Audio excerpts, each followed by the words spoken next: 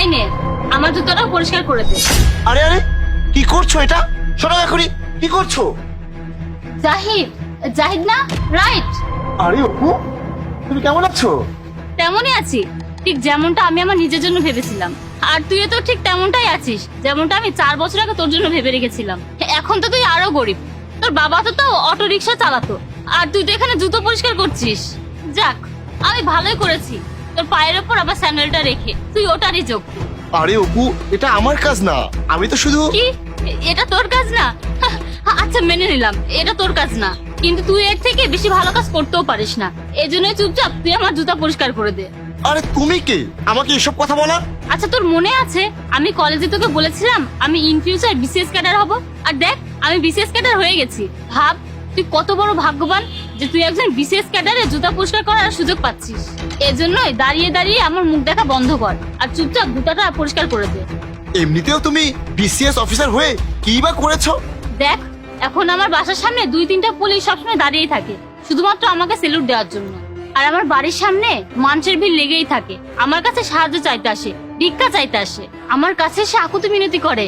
এসব দেখে আমার অনেক ভালো লাগে। আর আমি এত কষ্ট করে বিসিএস ক্যাডার হয়েছি মানুষকে সাহায্য করার জন্য নাকি? আর আমি তো শুধুমাত্র বিলাসিতা করার জন্য বিসিএস ক্যাডার হয়েছি। আর দেখো আমি তো তাই করছি। তুমি একদম তেমনই যেমনটি আগে ছিলে। অপু, আমি না ভেবে নিয়েছি আমি বিসিএস ক্যাডার অথবা ডিআইজি অফিসার হব। আরে এই অটোওয়ালার ছেলে, স্বপ্ন না ততটুকুই দেখ যতটুকু তোর সামর্থ্য পূরণ করতে পারবে। তোর বাবা যে কষ্ট করে অটো চালিয়ে তোর পড়ালেখার খরচ চালাচ্ছে, ওই হিসাবে তুই কারোর বাড়ির ড্রাইভার হতে পারিস, তাছাড়া আর কিছুই হতে পারবি না। আরে অপু, তুমি এভাবে কেন বলছো? তোর বাবা তোকে এইটুকু পড়াশোনা করানোর জন্য লোকের কাছে ধার দেনা করে বেড়ায়, আর তুই বিসিএস ক্যাডার আর ওই যে ডিআইজি অফিসার হওয়ার জন্য লেখাপড়া খরচ কি নিজেকে বিক্রি করে আনবি নাকি? শোন, এসব স্বপ্ন তোদের মতো ফ্যামিলির ছেলেদের জন্য না, এসব স্বপ্ন শুধু আমাদের মতো বড়লোক বাড়ির ছেলে মেয়েদের জন্য। তুই দেখে নিস, আমি বিসিএস পরীক্ষায় ইন্টারভিউ দিয়ে চাকরিটাও পেয়ে যাব, তারপর সরকার আমাকে যেসব ফ্যাসিলিটি দেবে আমি চেয়ারে বসে আরামে সেটা উপভোগ করবো। মানুষের যদি ভালো হয় না, ওইটা একাই হবে। আমি তো শুধু আমার কথাতেই আছি, কিন্তু দেখ তুই তো বিসিএস অফিসার হওয়ার কথা বলছিস আর এখন জুতা পরিষ্কার করছিস। আর আমিও ঠিক তেমনটাই আছি যেমনটা আগে ছিলাম। তোমার কথা শুনে আমার মনে হচ্ছে যে আমার জুতা তো পরিষ্কার হয়ে গেছে, কিন্তু এখন আমার সিস্টেমটাই পরিষ্কার করতে হবে। আমাকে এক্ষুনি আমার ডিউটিতে যেতে হবে। ওহো, শুধু সিস্টেম নয়, বল ড্রেনেজ সিস্টেম। আর এমনিতেও এখন তো বর্ষাকাল, অনেক জায়গায় ময়লা হয়ে জ্যাম হয়ে গিয়েছে। ড্রেনেজ সিস্টেম না, তোমার অহংকারের সিস্টেম। আর এই সিস্টেমটা আমি এক্ষুনি পরিষ্কার করব। আমি এই এরিয়ার বর্তমান ডিআইজি অফিসার।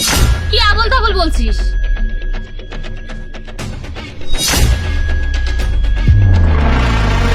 কি ডিআইজি অফিসার? কিন্তু কিভাবে?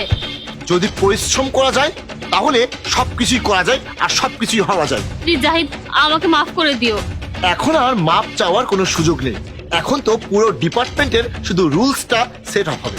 যেই চেয়ারটা জনগণের সেবা করার জন্য দেওয়া হয় সেই চেয়ারটাই বসে আরাম করা যায় না, আর যে আরাম করার চেষ্টা করবে তার কাছ থেকে ওই চেয়ারটা কেড়ে নেওয়া হবে। তুমি যেই জনগণের ট্যাক্সের টাকায় চেয়ারে বসে আরাম আয়েশ করো, বিলাসী জীবনযাপন করো, আর সেই জনগণকে তুমি কিছুই মনে করো না, সেজন্যই আমি এই মুহূর্তে তোমাকে ওই ডিপার্টমেন্ট থেকে বের করে দিচ্ছি।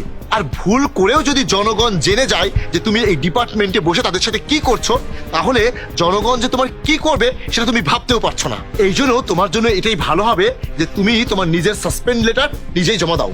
তাছাড়া আমি যদি তোমার সাসপেন্ড লেটার লিখি না, আমি সব সত্যিটাই লিখবো। সত্যি তুমি আর কখনোই ভালো হবে না, তোমার জন্যও কোনো কিছু কখনোই ভালো হবে না, বুঝতে পেরেছো?